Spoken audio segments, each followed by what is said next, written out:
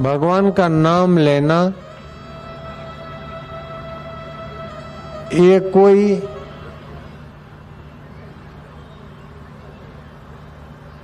कर्म नहीं है। भगवान का नाम लेना ये प्यारी पुकार है। जैसे बच्चा माँ माँ करता है, माँ वाला माँ कर देता है, मराठा होता है तो आई बोलता है, मुसलमान होता है तो अम्मा बोलता है, लेकिन अम्मा, माँ, आई, मदर और भी जो भी नाम होते हैं सभी उस करुणा वरुणा से संपन्न अंतःकरण से भरी माँ के ही नाम है। ऐसे राम, शिव, कृष्ण, गोविंद, गोपाल जो भी नाम लेते उस परमेश्वर के होते। सर्वदेवो नमस्कारम केशवम प्रतिगच्छति। तो भगवान का नाम लेना मतलब एक प्रकार की भगवत पुकार है। दूसरी बात है कि भगवान के होने से दुख नहीं मिटते। ध्यान देना, भगवान तो प्राणी मात्र के अंदर है, सबके हृदय में है। भगवान का होना तो है, लेकिन भगवत प्रार्थना, भगवत पुकार, भगवत स्मृति, अच्युत स्मृति मोक्षाय सर्व विपदाम। अच्युत की स्मृति सारे विपदाओं से रक्षा करती। भगवान सुहृद है और वो सृष्टि की परंपरा से सबका मंगल चाहते हैं। सुख देकर, दुख देकर, सुख देकर भोग की असारता बताते और दुख देकर संसार की असारता बताते और अपने सार के तरफ बुलाते हैं। ये तो प्रक्रिया है सबके लिए, लेकिन जो उसकी स्मृति करता है, जो उससे प्रीति करता है, दीन दुखियों की सेवा करता है और उसको हृदय पूर्वक चाहता है, उसी को वे जल्दी मिलते हैं। और भगवान मिलते तो हृदय में एक प्रेम रस पैदा होता है। प्रेम कोई मजाक की बात नहीं। ये फिल्मी दुनिया वाला प्रेम क्या जाने बेचारे, उनको क्या पता प्रेम क्या होता है। वो तो काम विकार को प्रेम मान लेते हैं, लवर लवरियां, वो प्रेम नहीं, वो तो सत्यानाश प्रोग्राम है। प्रेम तो ऐसा है कि जैसे गौरांग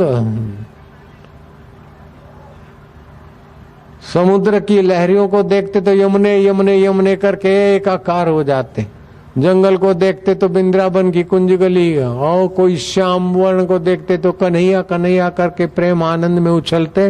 वहां विकार, चिंता, भय और परायापन नहीं रहता है। यहाँ तक कि वह प्रेम इतना उछलता है कि पशु पक्षियों को भी दीवाना कर देता है। निश्चिंतता से सामर्थ्य आता है, निर्भयता से सामर्थ्य का सदुपयोग होता है, और आत्मीयता से प्रेम की यात्रा शुरू होती है। सब में मेरा परमेश्वर है, मैं भगवान का हूं, भगवान मेरे हैं, इससे प्रेम की शुरुआत होती है। प्रेम न खेतों उपजे, प्रेम न हाट बिकाए, राजा चहो प्रजा चहो शीश दिए ले जाए। अपना अहंकार होता है ना तो व्यक्ति बोलता है कि पत्नी मेरा नहीं मानती, पति मेरा नहीं मानते, भैया मेरा नहीं मानता, बेटा मेरा नहीं मानता, अर्थात मेरा माने, मेरे अनुकूल सब हो जाए। प्रेम सबको अनुकूल करने के झंझट में नहीं पड़ता। प्रेम तो सबको जो जहां से है उसी को तृप्त करने में लग जाता है।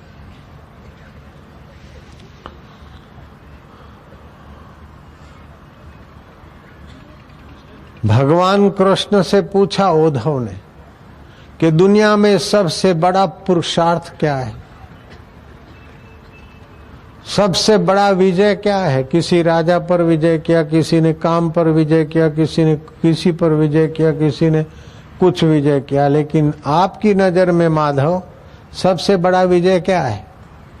तब श्री कृष्ण कहते हैं स्वभाव विजय शौर्यम। अपने सुख बाहर से अंदर भरने के स्वभाव पर विजय पाकर अंदर के सुखद प्रेम स्वरूप ईश्वर को प्रकट करना।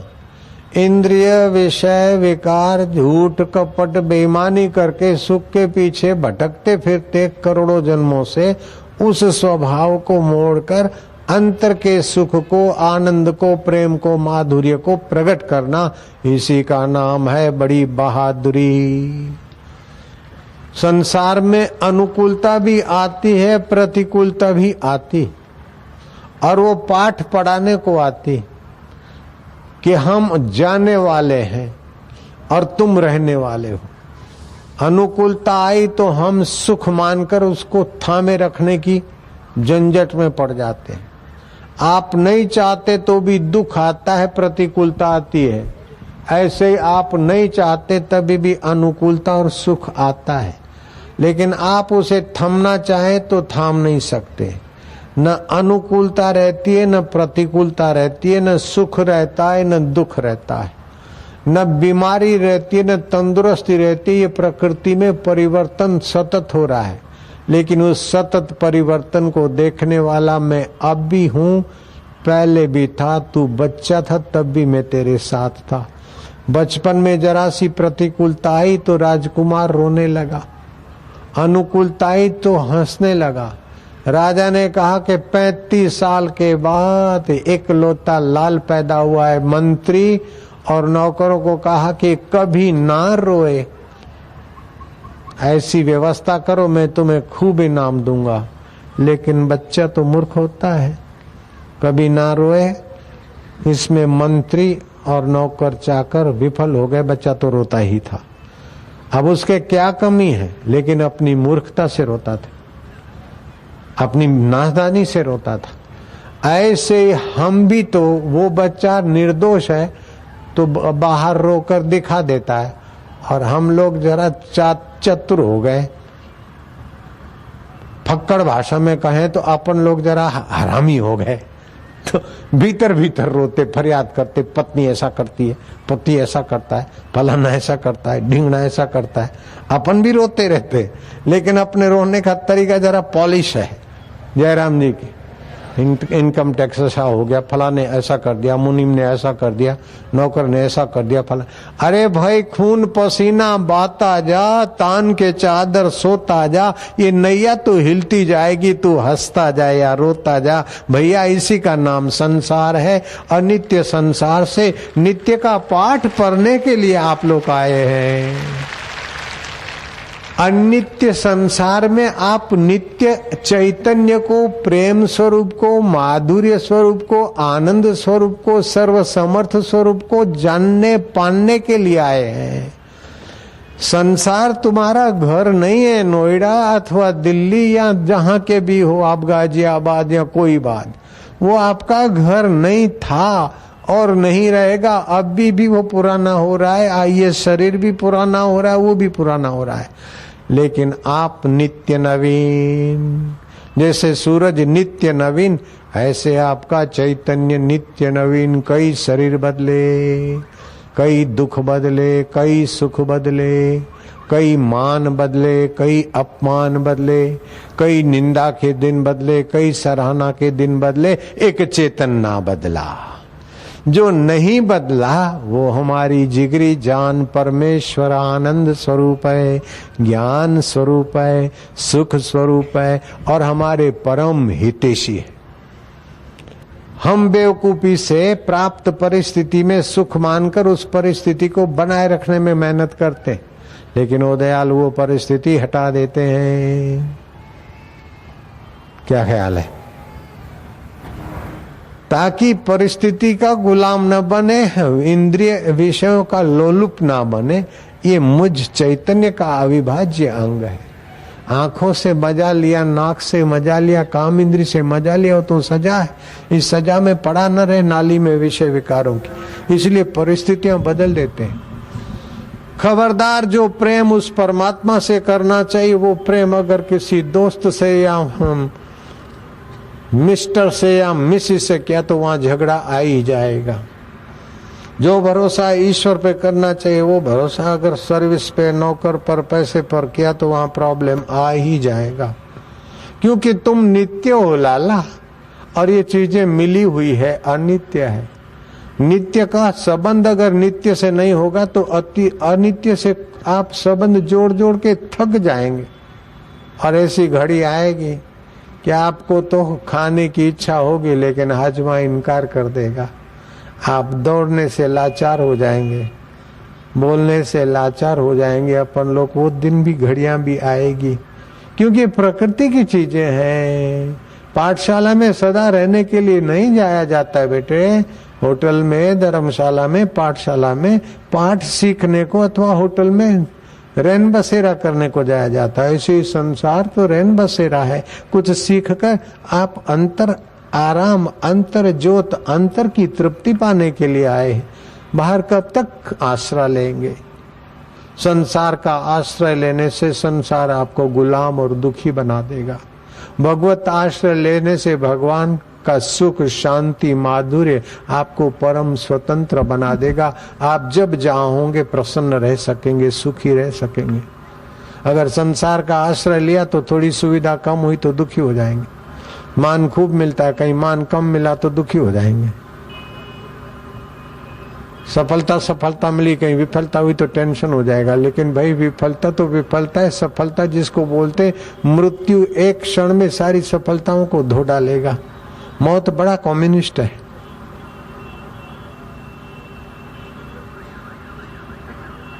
तो ये मरण, अनित्य शरीर, अनित्य संसार, अनित्य संबंध में आप नित्य जीवात्मा कहाँ टिकोगे भैया? आप तो नित्य के सनातन पुत्र हो, अमृत पुत्र हो। नित्य का संबंध नित्य से ही होगा। नित्य की विश्रांति नित्य से होगी। इसलिए नित्य स्वरूप जो परमेश्वर है उसमें आप विश्रांति पाओ तो सामर्थ्य बढ़ेगा,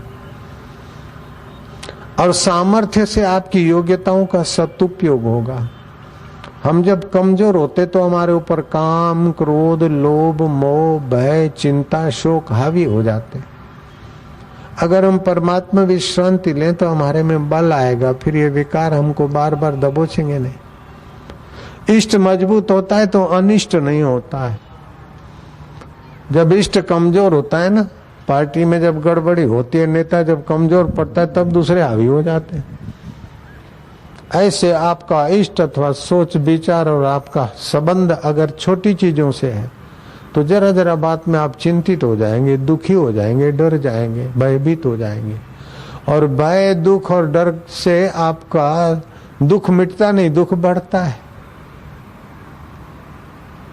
आपका संबंध ऊंचे से रखो, उद्देश्य ऊंचा रखो, नित्य वस्तु से अपना संबंध रखो, जिससे आप कभी संबंध तोड़ नहीं सकते उससे संबंध की स्मृति कर लो।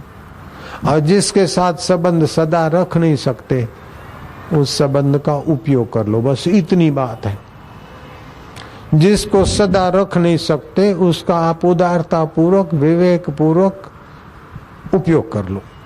और जिसको आप छोड़ नहीं सकते, जो आपको छोड़ नहीं सकता, उसकी स्मृति प्रीति जगा के अपना कल्याण कर लो। बस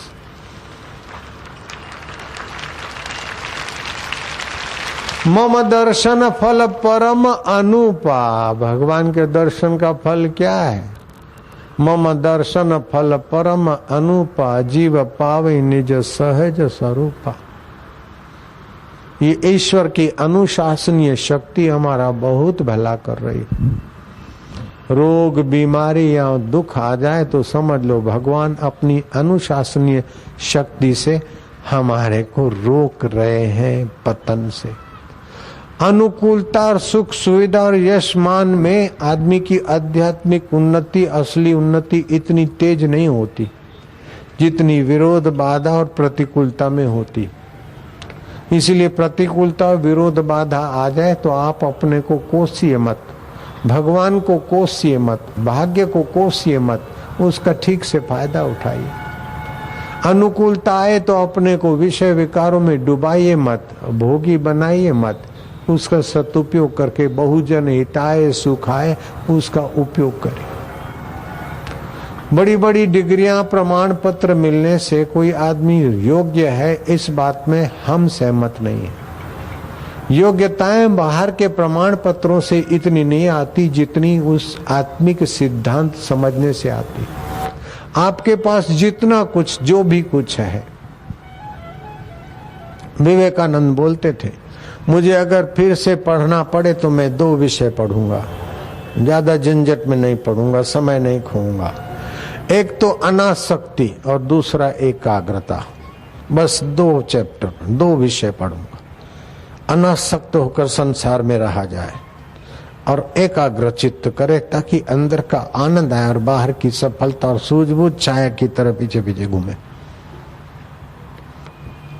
इतने पोते तोते सब पढ़ने की, ज्यादा खोजने की जरूरत नहीं। एकाग्रता से जिस विषय में थोड़ा भी आपने गति की पढ़ा तो उसके रहस्य खुल जाते। अनासक्ति, आसक्ति जीव को कर्म करने की योग्यता हर लेती है, कर्म फल की आसक्ति।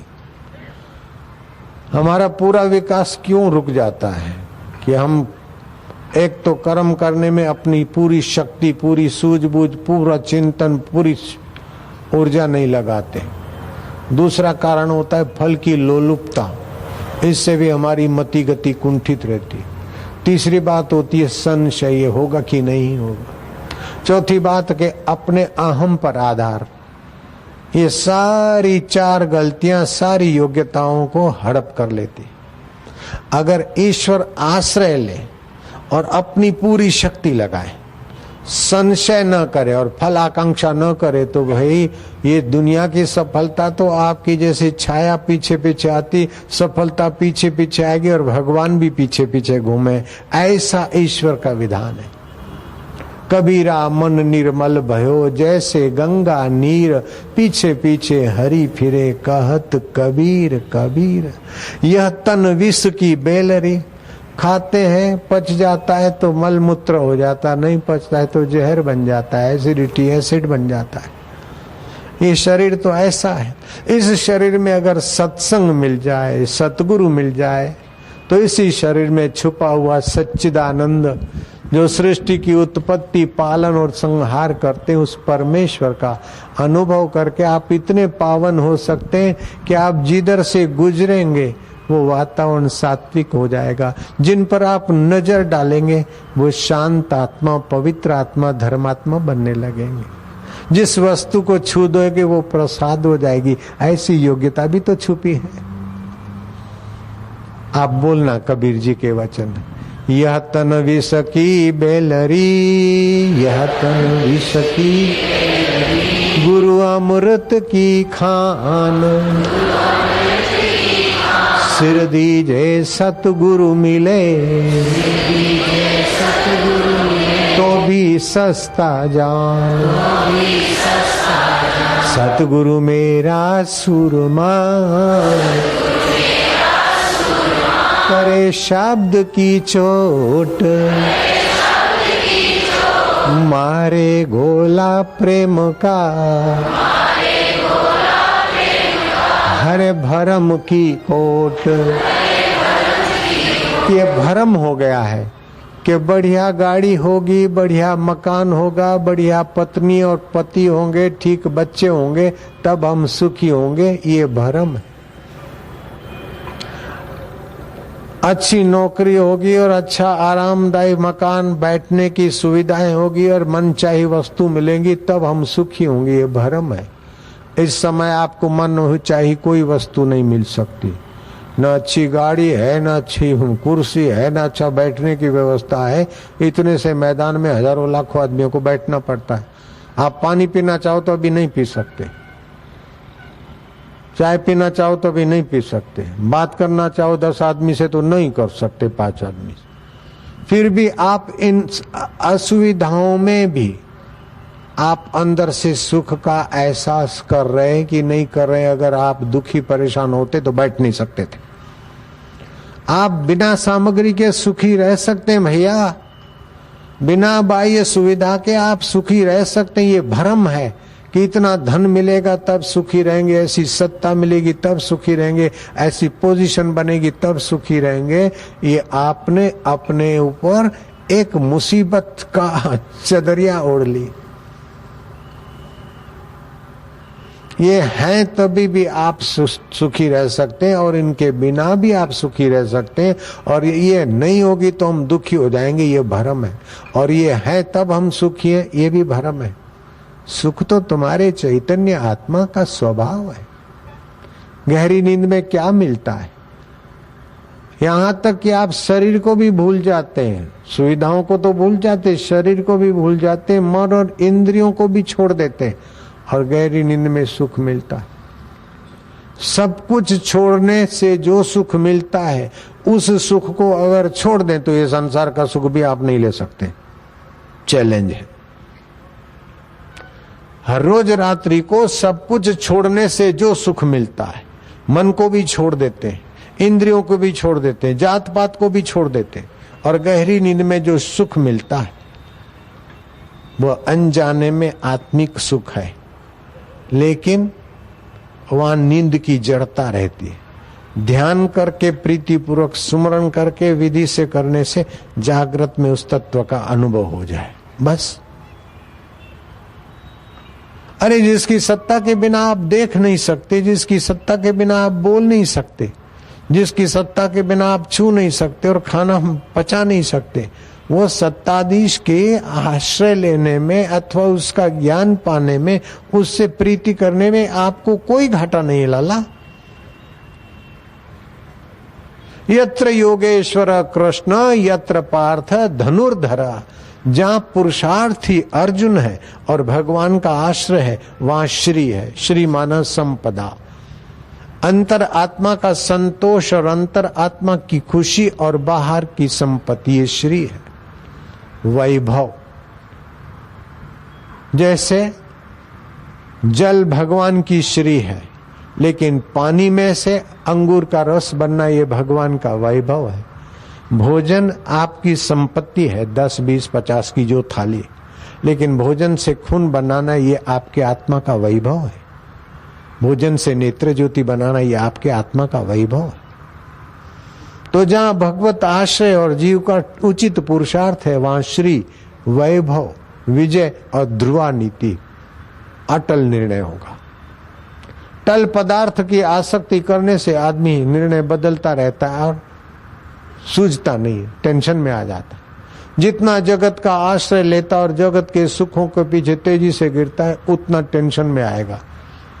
और जितना जगदीश्वर का सुख लेता है, उतना टेंशन रहित होगा और जगत का सुख, आनंद उसके चरणों में होगा।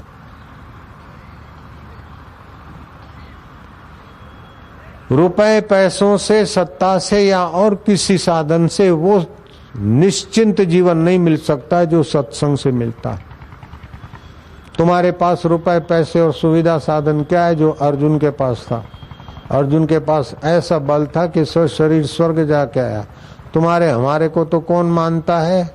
उर्वशी जैसी अप्सरा दीवानी हो गई अर्जुन का प्रभाव देखकर, और अर्जुन के साथ विवाह करने के लिए अर्जुन को विनंती की, अर्जुन ने ठुकरा दिया। आखिर एक रात मेरे साथ गुजारो, अर्जुन ने ठोकर मार दी। मैं इतनी सुंदर, तारों में जैसे चांद, ऐसे अप्सराओं में मैं महान, अर्जुन ने ना कर दिया। ऐसे अर्जुन की इतनी योग्यता, और भगवान कृष्ण जिनके रथ चलाते, फिर भी सत्संग के बिना अर्जुन का दुख नहीं मिटा था। क्या बात है!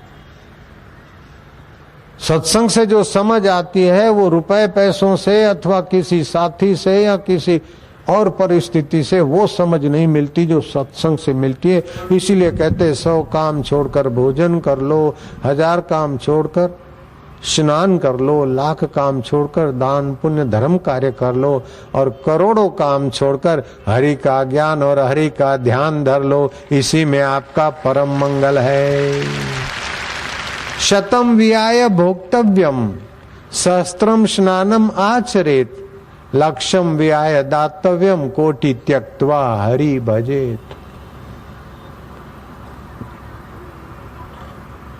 तो इतनी बढ़िया बुद्धि और इतनी अनुकूलता मिली और फिर सत्संग में आने को मिला, तो समझ लेना ईश्वर की इतनी सारी कृपा है।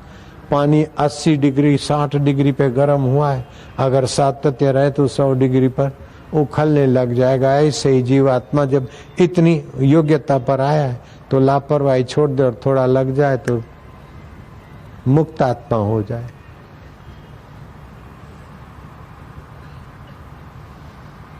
सासू ने दुख दिया, बहू ने दुख दिया, पड़ोसी ने दुख दिया, फलाने, उसने प्रतिकूल परिस्थितियां पैदा की, लेकिन दुखी होना न होना ये अपनी बेवकूफी पर है।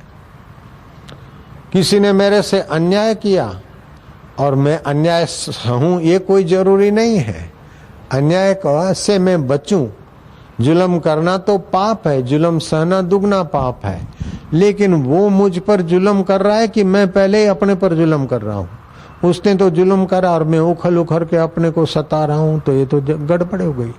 उसका साधन सामग्री खोज कर वो जुल्म न करे, अथवा उसके जुल्म का कारण खोज ले कि हम अपने सोच विचार से अपने साथ जितना जुल्म करते हैं, दुनिया के लोग उतना हमारे साथ नहीं कर सकते हैं। हम अपना हानि जितनी करते हैं ना समझी से, उतनी दुनिया के लोग हमारे हानि नहीं करते।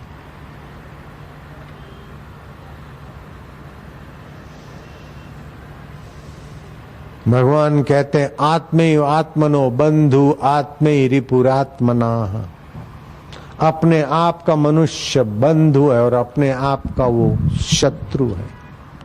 अगर वो आत्मिक सुख, आत्मिक ज्ञान, आत्मिक नजरिया रखता है तो अपने आप का मित्र है। अगर संसार से मजा ले लेकर कैसा भी करूं, चोरी जारी बेईमानी दगा फटका और चीज वस्तु संग्रह करके देश परदेश में बैंक बैलेंस बनाकर सुखी रहने चाहता है, तो अंत में उनका चिंतन करते करते मरेगा, प्रेतों के भटकेगा, अपने आप का दुश्मन हो गया कि नहीं। हम स्विट्जरलैंड गए थे तो मेरे को किसी ने बताया कि फलाने देश के, किसी देश के गरीब देश के नेता का मकान है, $5 मिलियन, आज के जमाने में लगभग 24 करोड़। तो मैंने सोचा कि इतना महंगा मकान वो हवा खाने के लिए लिया है, तो रोटी खाने के लिए कितने का होगा। अब वो हवा खा सकेगा, रोटी खा सकेगा कि फिर इधर आके प्रेतों के भटकेगा। पड़ा रहेगा माल खजाना, छोड़ त्रियासुत जाना है, कर सत्संग अभी से प्यारे, नहीं तो फिर पछताना है। खिला पिला के देह बढ़ाई, वो भी अग्नि में जलाना है। शरीर अग्नि में जल जाए उसके पहले हमारी नासमझी ज्ञान अग्नि में जलाने वाला सत्संग हमें हजम हो जाए तो कितनी अच्छी बात है। कुटुंबी हमें शमशान में ले जाए उसके पहले हम अंतर्यामी राम में पहुंच जाए तो कितनी बढ़िया बात। हम चाहेंगे फिर भी चल नहीं पाएंगे, वो दिन आएंगे। हम चाहेंगे दौड़ नहीं पाएंगे, ऐसे दिन आएंगे। उसके पहले अपना काम बना ले लाला लालिया देविया। ये शरीर छोड़ने के लिए मिला है। आप मरने पर अगर आप अगर ये जिसको मैं मानते हो, आप ये थे नहीं, हैं नहीं, रह नहीं सकते। अगर आप ये हैं तो मरने के बाद इसको साथ में क्यों नहीं ले जाते? नहीं ले जाएंगे। शरीर एक साधन मिला है, जैसे कमरा मिला है रहने को, ऐसे शरीर रहने को मिला है। आप इससे न्यारे थे, हैं और रहेंगे। हर रोज इससे न्यारे होने की वेला आती तभी नींद आती, और नींद में जो आत्मिक नजीकता मिलती और सुख मिलता है तो दूसरे दिन ये पिट्ठू चल पाता है। गहरी नींद में आप धन का आश्रय लेकर गहरी नींद में नहीं जा सकते। संसारी किसी भी इंद्रिय सुख का, मजे का, भोग का आश्रय लेकर गहरी नींद में नहीं जा सकते। और गहरी नींद में रोज जाए बिना आप दूसरे दिन संसार में भी ठीक से काम नहीं कर सकते। तो संसारी सब कुछ छोड़े बिना आप संसार में जी नहीं सकते, सही बात यह है। लेकिन उल्टा ज्ञान है कि संसारी चीजों बिना हम कैसे जिएंगे। अरे तुम्हारे बिना इन चीजों की क्या कीमत है? तुम चीजों के लिए नहीं हो, चीजें तुम्हारे लिए है। तुम शरीर के लिए नहीं, शरीर तुम्हारे लिए है। तुम गाड़ी मोटर बंगले के लिए नहीं, बंगला गाड़ी मोटर तुम्हारे लिए है। तुम शाश्वत हो और ये बदलने वाले हैं। बदलने वाले का उपभोग मत करो, उपयोग कर लो, अपनी यात्रा कर लो। ऐहिक उन्नति, संसारी उन्नति पर की होती है और आध्यात्मिक उन्नति स्व की होती है। शरीर पर है और आत्मा स्व है। शरीर आप रखना चाहें, सदा जवान तो रहता नहीं। बाल सदा काले रखना चाहे तो रहते नहीं। और बुढ़ापे को थामना चाहे तो थमता नहीं, मौत को हटाना चाहे तो हटती नहीं। ये पर है और आत्मा स्वयं है। तो स्व की उन्नति शाश्वत है और पर की उन्नति परेशानी देके फिर उन्नति की चीजें छूट जाती है। स्व की उन्नति में प्रेम होता है और पर की उन्नति में स्वार्थ होता है। प्रेम में 7 बातें होती है। प्रेम में नित्य नवीन रस आता है, लेकिन काम विकार में नित्य थकान आती है। लोभ में भय टेंशन रहता है, मोह में परिवार के प्रॉब्लम रहते हैं। तो ऐहिक उन्नति में आदमी घिस पिट जाता है और आध्यात्मिक उन्नति में आदमी चमचम चमकता जाता है। और मनुष्य की योग्यताएं इतनी सारी है कि वो जितना भी उन्नत होना चाहे और भी गुंजाइशें हैं, और भी गुंजाइशें हैं। क्योंकि मनुष्य को भगवान ने विवेक की प्रधानता दे दी है।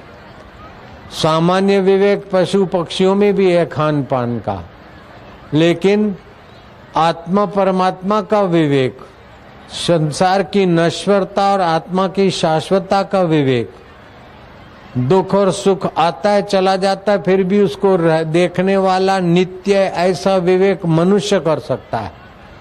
और ये विवेक सुविकसित होता है सत्संग से। बिनु सत्संग विवेक न होवई, राम कृपा बिनु सुलभ न सोई। अपनी उन्नति करना विवेक है और पर का उपयोग करना विवेक है, लेकिन पर की उन्नति अपनी उन्नति मानना और आध्यात्मिक उन्नति को न जानना ये पशुता है। खाना पीना मजा करना ये पशुता है, लेकिन खाया पिया और उसका उपयोग, जिससे खाया पिया पचाया जाता है और जो मरने के बाद भी रहता है उसको जानने में किया तो विवेक है। विवेक जगाने से मनुष्य इतना महान हो सकता है, इतना महान हो सकता है कि अपनी 7 पीढ़ियां तार सकता है। और विवेक न जगाने से मनुष्य इतना तुच्छ हो सकता है, इतना तुच्छ हो सकता है कि मरने के बाद बड़े बड़े राजा क्रिकेट योनि में भटके। राजा निर्ग क्रिकेट बन गए। अजनाब खंड नाम था इस भूतल का। और राजा भरत की सुंदर व्यवस्था से भारत बना, लेकिन मरते समय ऐहिक उन्नति का महत्व रखते हुए हिरण को स्नेह करते हुए मरे तो दूसरे जन्म में हिरण हुए। तो सांसारिक उन्नति को आदमी अपनी उन्नति मानने की भूल करता है, ये बड़ी भारी भूल है, ये अविवेक है। एक संसारी उन्नति और दूसरी स्व की उन्नति। संसारी उन्नति पर है और स्व की उन्नति वास्तविक में स्व की उन्नति है। लेकिन पर की उन्नति को स्व की मान लेता है और स्व की उन्नति का पता नहीं। मुझे डिग्री मिल गई, मेरा प्रमोशन हो गया, बड़ा मकान मिल गया, बड़ी गाड़ी मिल गई, मेरी उन्नति हुई। भैया, ये गाड़ी में मकान में मरने वाला शरीर रहेगा, तू उसके बाद भी रहेगा। बोल, तेरी उन्नति हुई कि मरने वाले शरीर की हुई? जरा विवेक जगा दे। बापू आपकी कृपा से ये हो गया, हो गया। अरे मेरी कृपा से क्या हुआ? ये तो मेरी दासी की कृपा से हुआ। मेरी कृपा से तो तेरी स्व की उन्नति तू करके दिखा, तब मेरी कृपा हुई।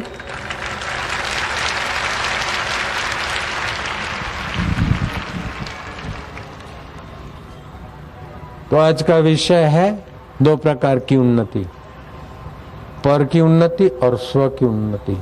संसार की संसारी चीज वस्तुओं की उन्नति पर की उन्नति है और आध्यात्मिक उन्नति स्व की उन्नति। स्व की उन्नति में नित्य नवीन रस, नित्य प्रेम और अपना मंगल और अपने साथ मिलने वालों का ही पोषण होता है। पर की उन्नति में अपने को भोगी पराधीन बनाया जाता है और पर का शोषण किया जाता है। ऐसा कोई भोगी नहीं मिलेगा जिसके संपर्क में आने वाले का शोषण न हो, और ऐसा कोई आध्यात्मिक पुरुष नहीं मिलेगा जिसके संपर्क में आने वालों का पोषण न हो। क्या ख्याल है? विचार करके देखो। जिन्होंने वास्तविक उन्नति की, आध्यात्मिक उन्नति की, उसके संपर्क में 1-2 व्यक्ति नहीं, 1000-2000 नहीं, लाखों लोगों की उन्नति हुई। इतिहास साक्षी है। चाहे बुद्ध ने स्व की उन्नति की हो, महावीर ने की हो, कबीर ने की हो, मीरा ने की हो, रहीदास ने की हो, नानक जी ने की हो, और कई महापुरुष जिसने वास्तविक में स्व की उन्नति की, उससे कई लोगों की उन्नति हुई। और जिसने हिटलर शाही करके अपनी उन्नति दिखाई, हिटलर ने बड़ी उन्नति की, लेकिन क्या किया? और दूसरे भी जो बड़ी उन्नति करते हैं, डिंग हाँकते हैं कि हमने ये पा लिया, हम ये कर लेंगे, इतना पा लिया, इतना कर लेंगे, वो सब के सब कंस भैया के समाज के तरफ है। लेकिन मंसूर ने स्व की उन्नति की, सुकरात ने स्व की उन्नति की, कबीर जी ने, नानक ने वास्तविक आध्यात्मिक उन्नति की। और भी जितने अंश में आध्यात्मिक उन्नति लोग करते हैं वे तो तरते हैं, दूसरों को तारते हैं। सतरति लोकांतार्यति सतृप्तो भवति, वो अपने आप में तृप्त रहते हैं। ऐसा नहीं कि काम विकार भोगे, पत्नी अच्छी हो, पति अच्छा हो, मजा आया, लेकिन वही मजा आगे चल के सजा के रूप में प्रकट हो जाता है। आध्यात्मिक उन्नति में नित्य नवीन रस आता है, और भौतिक उन्नति में बहुत पत्नी तो ऐसी मिली है कि आहा, एक रात में 2-2 चांद खिले, एक सूरज, एक घूंघट में, एक बदरी में। घूंघट हटाए तो चांद को भी लजाए मान कर दे, तू इतनी मेरी प्यारी है, लेकिन 2-4 महीने के बाद देखो क्या हाल होता है, वो रस रहता नहीं है। ऐसे ही शराबी को शराब में प्यार लगता है, जुआरी को जुआ में, लोभी को धन में, लेकिन धन से किसको शांति मिली है? शराब से किसकी उन्नति हुई है? काम विकार भोगने से किसको नवीन रस मिला है? बताओ आप। मैं आपको ऐसी मन घड़त बातें नहीं बता रहा हूं, कोई धोखा नहीं कर रहा हूं, लगता है क्या? शास्त्रीय बात है। श्रुति, स्मृति और अनुभव तीनों से जुड़ती हुई बात सत्य मानी जाती। खाली किसी ने अपना अनुभव बता दिया तो व्यक्तिगत अनुभव कुछ भी हो, श्रुति, स्मृति और अनुभव तीन की सम्मति से जो बात होती है वो सबका कल्याण करने वाली होती है। तो एक होती है वास्तविक उन्नति स्व की, और दूसरी होती दिखावटी उन्नति शरीर की। और शरीर की उन्नति को अपनी उन्नति मानकर अपने में बड़प्पन का अहंकार आ जाता है। अरे ये तो बहुत छोटे आदमी है, इनसे क्या बात करें, मेरे मुंह मत लगना, तो बहुत छोटा है। लेकिन जिन्होंने वास्तविक उन्नति की वे राम शबरी के मुंह लगते हैं, और शबरी के मुंह के जूठे बेर भी खा लेते हैं। देख लो, वास्तविक उन्नति किया। रमण महर्षि ने एक गरीब कोड़ियों को स्नान कराते हैं, ठीक ठाक करते हैं, छोटे आदमी नहीं मानते। स्व की उन्नति में अहंकार नहीं होता, और पर की उन्नति बिना अहंकार के टिकती नहीं। और अहंकार कितना सुखदायी है, कितना दुखदायी आप समझो। धन का अहंकार करते, धन तिजोरी में बैंक में है, लेकिन उस अहंकार में मैं में घुसा है कि मेरे इतने मिलियन, इतने बिलियन, इतने ट्रिलियन है। और अंत में वो बिलियन ट्रिलियन वाले 25 साल के बाद कितनी बुरी दशा से मरे हैं, मैंने ऐतिहासिक अमेरिका की वो रिपोर्ट के अनुसार आपको कई बार सुना दिया है। धन जो बन का करे गुमान, सो मूर्ख मंद अज्ञान। सच पूछो तो अभिमान उसी का होता है,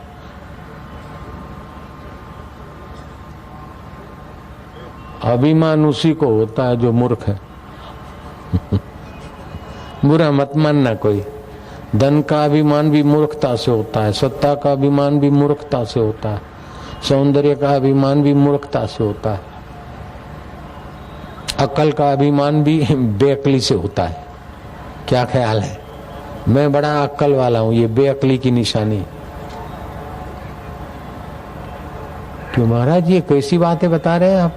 एकदम ऐसा तो हमने कभी सुना नहीं भैया। तभी तो हो,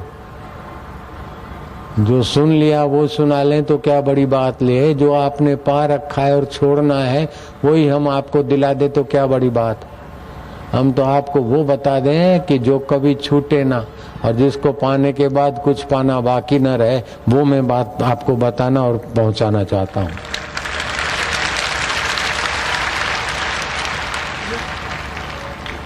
यन लब्ध्वान चापरम लाभम मन्यते न अधिकम ततः, जिसको उपलब्ध करके उससे बड़ा कोई लाभ नहीं है, और जिसमें स्थित होने के बाद बड़े भारी दुख भी आपके आगे कोई माना नहीं रखेंगे।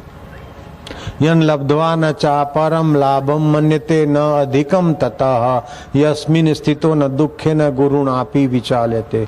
आपके हमारे पास है क्या? अर्जुन के पास तो इतना स्वास्थ्य बल था, इतना मनोबल, बुद्धि बल, इतना कुछ व्यक्तित्व का प्रभाव था, और रिद्धियां सिद्धियां थी, शरीर स्वर्ग गए। मैदानों ने कहा कि अर्जुन मैं तुम्हें मदद कर सकता हूँ, थोड़ा इंतजार करो, मैं ऐसा एक रॉकेट बनाता हूँ, रॉकेट शब्द मैंने मिलाया, यान बनाता हूँ कि तुम स्वर्ग में जाकर दिव्यास्त्र ला सकोगे। बोले तुम्हारा यंत्र से यान कब बनेगा, और वो तो रजोगुण में प्रवृत्ति होगी बाहर के साधनों का। मैं अपनी मांत्रिक शक्ति से जाऊंगा। यंत्र से अभी तक कोई ऐसा रॉकेट बना नहीं कि स्वर्ग जाकर वापस में लौट के आए, लेकिन अर्जुन ने मंत्र शक्ति से स्वर्ग की यात्रा की, और स्वर्ग की अप्सरा अर्जुन का प्रभाव रूप लावण्य देखकर फिदा हो गई। और उर्वशी ने कहा कि तुम्हारे साथ मैं विवाह करना चाहती हूँ। अर्जुन ने कहा नहीं, मैं अपना कार्य उद्देश्य के लिए आया हूँ, भोग के लिए नहीं आया हूँ। कमर तोड़ प्रोग्राम अर्जुन ने इनकार कर दिया। उसने कहा सदा के लिए नहीं तो एक रात के लिए तुम मेरे साथ रहो, और नहीं तो कम से कम मुझे अपने बाहुओं में ले लो। अर्जुन ने ना कह दिया। कितना संयम का धन है ऐसा अर्जुन। और भगवान कृष्ण उसके रथ चलाते, फिर भी अर्जुन के सब दुख नहीं मिटे हैं। अर्जुन विराट रूप का दर्शन करता है तो अर्जुन को भय होता है, कुटुंबियों को देखता है तो मोह होता है, किम कर्तव्य मूर्ता आती है। लेकिन अर्जुन की जब सत्संग के द्वारा स्व की उन्नति हुई तो अर्जुन के सारे दुख मिट गए। तो भगवान के दर्शन के बाद भी स्व की उन्नति बाकी रह जाती। इतना बड़ा भारी संयम की मूर्ति उर्वशी का श्राप शिरोधार्य किया है, फिर भी स्व की उन्नति में अग्रसर नहीं है तो अर्जुन का दुख नहीं मिटता है। आप दुनिया की सब चीजें पालो और दुनिया के सभी लोगों की बातें मान लो, दुख नहीं मिटेगा। कृष्ण की बात मान लो, दुख टिकेगा नहीं और सुख मिटेगा नहीं। कृष्ण की बात मान लो तो सुख मिटेगा नहीं और दुख टिकेगा नहीं। और दुनिया की सब चीजें पालो और सभी बातें मान लो, फिर भी दुख मिटेगा नहीं, बुरा मत मानना, और सुख टिकेगा नहीं, पक्की बात। कितना भी करके देखो, बुढ़ापे में दुख आएगा। जिसको पाकर नाज कर रहे वो छूटेगा तो दुख होगा, और मरने के बाद किसी भी योनि में गए तो भी दुख होगा। गर्भ मिला न मिला और नाली में, गटर में, बाथरूम में बहे तो दुख होगा ना। कभी न छूटे पिंड दुखों से जिसे ब्रह्म का ज्ञान नहीं। ब्रह्म का ज्ञान माना स्व की उन्नति है, और दुनिया का ज्ञान और भोग पर की उन्नति है। शरीर पर है और आत्मा स्व है।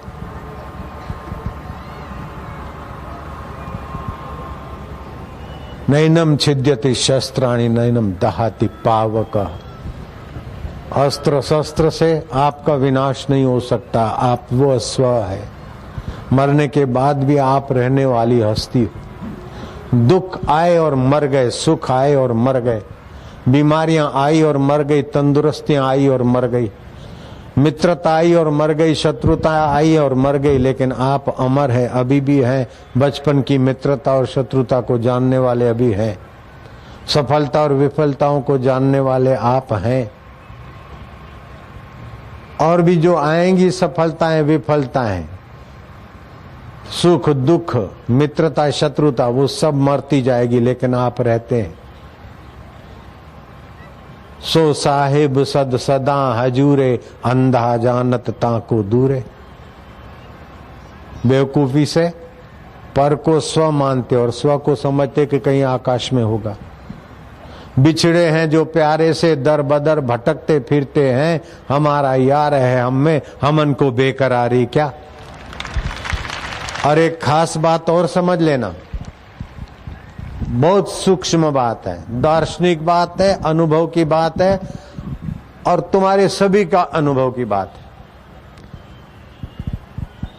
आप जो भी सुख लेते हैं संसारी, वो इंद्रिय और मन के मेल से ही मिलता है। चाहे आंख का, नाक का, सेक्सी इंद्रिय का, कान का, जीभ का, ये 5 विकारों का जो भी सुख मिलता है, इसमें छठा मन होता है। ठीक बात है कि नहीं? जो भी आपको हैप्पीनेस मिलता है या सुख मिलता है, 5 इंद्रियां और छठा मन। मन इंद्रियों से जो भी सुख मिलता है वो भोक्ता की शक्ति का ह्रास ही करता है और थकाता है। लेकिन रात को गहरी नींद में 5 इंद्रियां भी मन में लीन हो जाती है और मन बुद्धि में लीन हो जाती, बुद्धि जीवात्मा में लीन हो जाती है और जीवात्मा परमात्मा में लीन हो जाता है। वहाँ इंद्रिय और मन के बिना जो सुख मिलता है वो सभी इंद्रिय और मन को और आपको पोषित करता है और आप सुबह फ्रेश होके उठते हैं। ये भ्रम है कि बिना संसारी सुख के हम जी नहीं सकते। अरे सुख का त्याग के बिना आप दूसरे दिन जीने के काबिल नहीं रहते, बिल्कुल पक्की बात है। कौन से भ्रम में जी रहे हो? इसके बिना नहीं जिया जाएगा। जैसे शराबी होता है ना कि शराब के बिना नहीं जिया जाता, भंगेड़ी बोलता है भांग के बिना नहीं जी सकता हूँ, जुआरी बोलता है सट्टे के बिना नहीं जी सकता हूँ, मसाले वाला पान मसाले के बिना जी नहीं सकता। ये भ्रम है, इन सभी के बिना जी सकते। ऐसे इंद्रिय और मन के बिना भी आप रहते हैं, जी सकते हैं और परम उन्नत हो सकते हैं, होते ही हैं। जब आप इंद्रियों को भी भूल जाते, मन को भी भूल जाते, ऐसी कुछ सत्संग के द्वारा समझ मिलती है, शांत होते, तो मन और इंद्रियों में ऐसी सूझबूझ होती है। आइंस्टाइन कहाँ से लाया योग्यताएं? रिसर्च करता हूँ कि रिसर्च कहाँ से आती। मैं फलाना साइंटिस्ट हूँ और फलानी जगह बैठा हूँ और रिसर्च कर रहा हूँ, ये भूल जाता है। आइंस्टाइन को पता नहीं रहता था कि मैंने खाना खाया कि नहीं खाया, पानी पिया कि नहीं पिया। आइंस्टाइन के टेबल पर रसोई रहती थी और टिफिन छोड़ के वो चला गया। दोस्त आया, आइंस्टाइन खोज में लगा, दोस्त ने देखा कि इसमें तो मशगूल है, दोस्त ने उठा के रोटी खा ली। आइंस्टाइन घंटे, 2 घंटे, 3 घंटे के बाद मित्र से पूछा क्या खाना वाना मैंने खा लिया? मित्र हंसा के हाँ खा लिया। तो बोले थोड़ा पानी पी लूंगा। मित्र ने कहा खाना तो इधर आया, पानी तुम पी लो। तो अनजाने में वो योग को उपलब्ध हुए, बड़ा परिश्रम पड़ा, लेकिन वो योग गया ऐहिक रिसर्च में, ऐहिक उन्नति में, संसारी उन्नति में। और महात्मा और बुद्ध का, कबीर का योग जाता है स्व की खोज में। बस जिन खोजा तिन पाया गहरे पानी पैठ, मैं भोरी डूबन डरी रही किनारे बैठ। क्रोध आए, काम आए, चिंता आए, आप उसके साथ जुड़ो मत, जरा खोजो, रुको। वो लोग सचमुच में सद्भागी हैं कि जिनको किसी न किसी संत महात्मा के साथ संबंध है, और वे सचमुच में अनाथ है कि किसी संत महात्मा ईश्वर के साथ जोड़ने वाले महापुरुष के संपर्क में नहीं है, वे अनाथ है। मृत्यु का झटका कब उन्हें अनाथ कर दे और कब किसी गर्भ की नालियों से पसार कर दे, कोई पता नहीं। वो पढ़ाई लिखाई किस काम की, वो रुपया पैसा और चतुराई किस काम की। आप अभी कितना सुखदाई जीते हैं उसमें फंसना मूढ़ता है, लेकिन इसके बाद क्या परिणाम। पशु होता है ना वर्तमान में उछालता अपने को, और बुद्धिमान होता है परिणाम का ख्याल करता है। शरीर, हाथ, पैर ये अनित्य तत्व प्रकृति के हैं और आत्मा नित्य है। ये आत्मा को पता है कि कल अगर आए थे और आज नहीं आए हैं तो फिर हम हाथ ऊपर कैसे, जो नहीं आए तो हाथ ऊपर कैसे करेंगे। ये समझ कहाँ से आती? जहाँ से समझ आती वही तो तुम्हारा बापू का बाप है, रब आत्मदेव है, कोई दूर है क्या। सो साहिब सद सदा हजूरे, अंधा जानत ताको दूरे।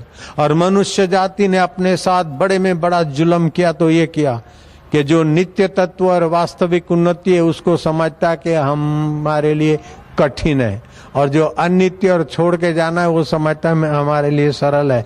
वास्तव में वास्तविक उन्नति ही सरल है, ये तो कठिन है और हाथ में कुछ भी नहीं आता।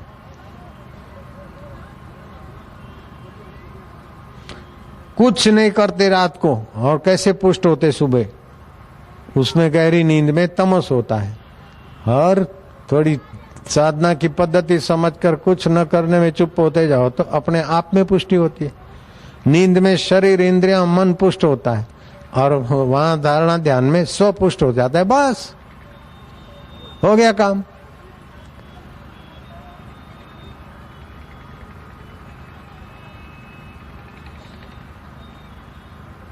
ग्रेजुएट होने में तो कई वर्ष लगते हैं, लेकिन आत्मा परमात्मा प्राप्ति में कई वर्ष लगने का कोई जरूरी नहीं है। 1 वर्ष में भी साक्षात्कार हो सकता है।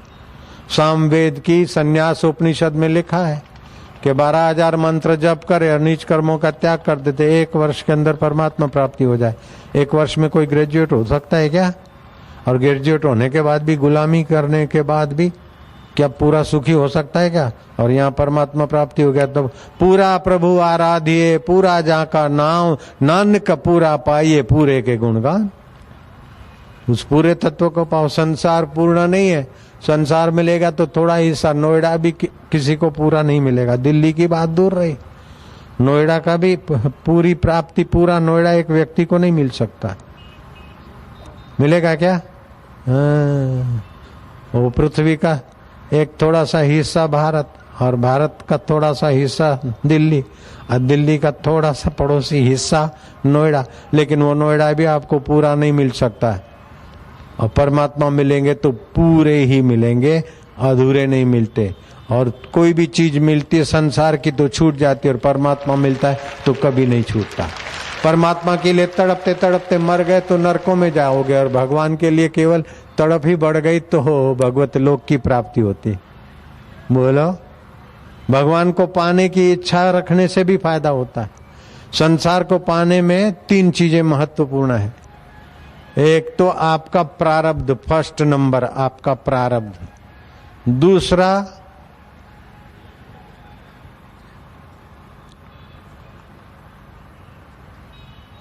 आपका उद्योग, पुरुषार्थ। कैसा? पुरुषार्थ कितना भी करे और प्रारब्ध सहयोग नहीं देता है तो आप वो संसारी पदार्थों में बहुत ऊंचे नहीं उठ सकते।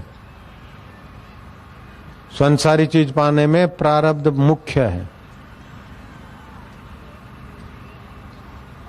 पुरुषार्थ दूसरे नंबर पे।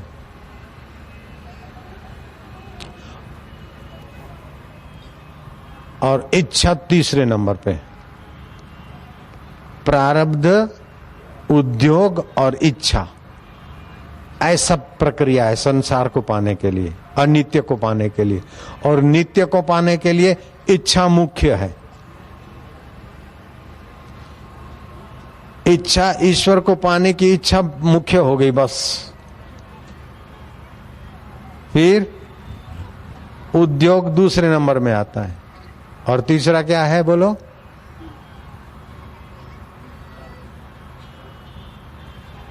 प्रारब्ध। तो यहां तीसरा क्या, चौथा, 5वां नंबर कर दो। प्रारब्ध की यहां कोई वैल्यू ही नहीं है।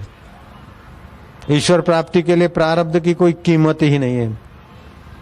बिगड़ी जन्म अनेक की, सुधरे अब और आजू, तुलसी होई राम को राम भजी, तजी कुसमाजू। बस कुविकारों से सुखी होने की बेवकूफी को छोड़ा और ईश्वर प्राप्ति की इच्छा बना लिया, भगवान सहयोग करेंगे। आप मकान, दुकान, गहने की इच्छा करो तो गहने कम वक्त नहीं करेंगे कि मैं मिलूं आपको। लेकिन ईश्वर को पाने की इच्छा करोगे तो ईश्वर अंदर से मदद करेंगे, बाहर से संत के द्वारा, कुटुंबियों के द्वारा वातावरण ऐसा पैदा करेंगे जहां तुम्हारी ममता मोह होगी वहां झगड़ा करा देंगे, और जहां तुम्हारी उन्नति होगी वहां प्रीति करा देंगे। ये ईश्वर की पद पद पे कृपा का अनुभव हमने भी किया और हमारे लाखों लोगों ने भी किया। गाड़ी मोटर संसार की इच्छा करो तो वो चीजें आपको मदद नहीं करती है, लेकिन ईश्वर पाने की इच्छा करो तो ईश्वर आपको मदद करते। God helps those who help themselves. आप अपने आप को मदद करो। शरीर के लिए तो ठीक है, शरीर को स्वस्थ रखो, कुटुंब का पालन पोषण करो, लेकिन अनित्य वस्तुओं को और शरीर को अपनी प्रगति मानने की भूल आज मिटा दो। भूल को आप बढ़ाओ तो आपके हाथ की बात है, घटाओ तो आपके हाथ की बात है, और मिटाने का संकल्प करो तो है। मैं अभी से एडवांस में आपको प्रणाम करता हूं। भूल मिटाने का आपने ठान लिया तो देर सवेर आपके हृदय में परमात्मा प्रकट होने वाला है। मैं अभी से उसका स्वागत करता हूं, अभी से हाथ जोड़ देता हूं। आप केवल इरादा करो, और आप इरादा करो, और उसमें इरादे में बस सफल होना ही है, क्योंकि नश्वर के इरादे में तो प्रारब्ध चाहिए, परिस्थितियां चाहिए।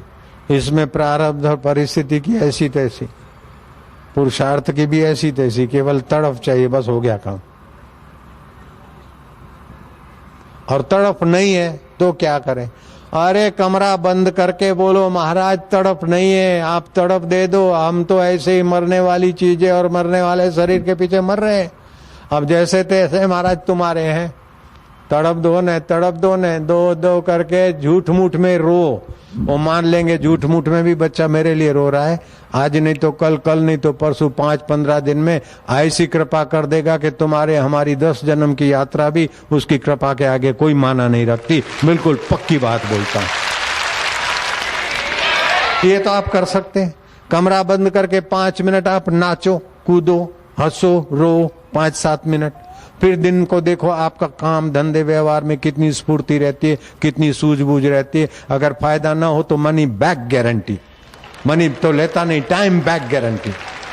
5-7 मिनट केवल सुबह करो, उसके लिए तड़प, सच्ची तड़प होगी तब होगी। झूठ मूठ में चालू कर दो ना। और दिल्ली और आसपास के लोग तो झूठ मूठ बोलने में, व्यवहार करने में तो बहुत कुशल हैं भाई।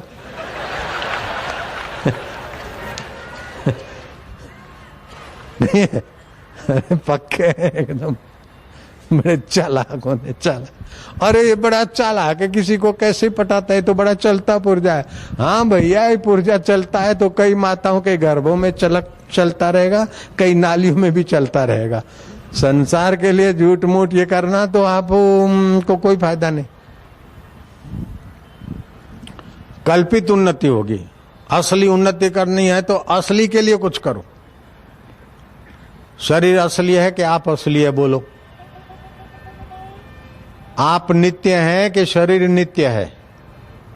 मरने के बाद शरीर रहता है आपके साथ कि आप स्वतंत्र रह सकते हैं? स्वतंत्र रह सकते हैं। दुख के समय आप रहते हैं और दुख चला जाता है तो आप चले जाते हैं क्या? सुख के समय आप रहते हैं, सुख गया तो आप गए क्या? बीमारी के समय आप रहते, बीमारी गई तो आप जाते क्या? तो ये निगुड़े भागने वाले हैं और तुम रहने वाले हो, और तुम रहने वाले उसी का नाम आत्मा है। और ये भगवान का सनातन पुत्र है, कोई दूर नहीं है, कोई हुआ नहीं है। भगवान को पाना कोई कठिन है।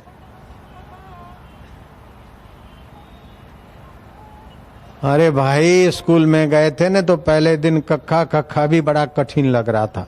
ऐसे ही जो नए नए हैं उन बंदों को ये रास्ता कठिन लगता है, वास्तव में कठिनता है ही नहीं।